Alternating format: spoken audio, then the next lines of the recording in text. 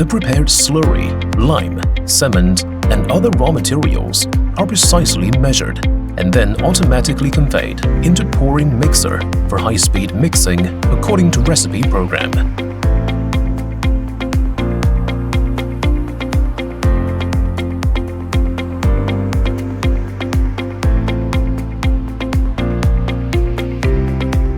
The mixed slurry is poured into the mold by the lifting nozzle.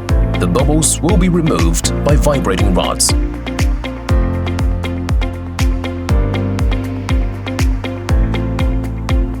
Steel meshes or cages are plugged into the located mold by the pin inserting hoister.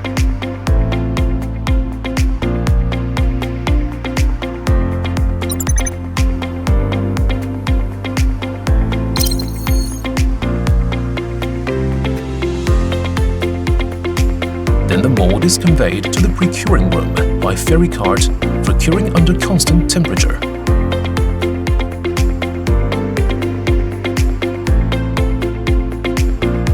When the cake reaches the cutting required hardness after precuring, the mold will be conveyed to the pin drawing out area.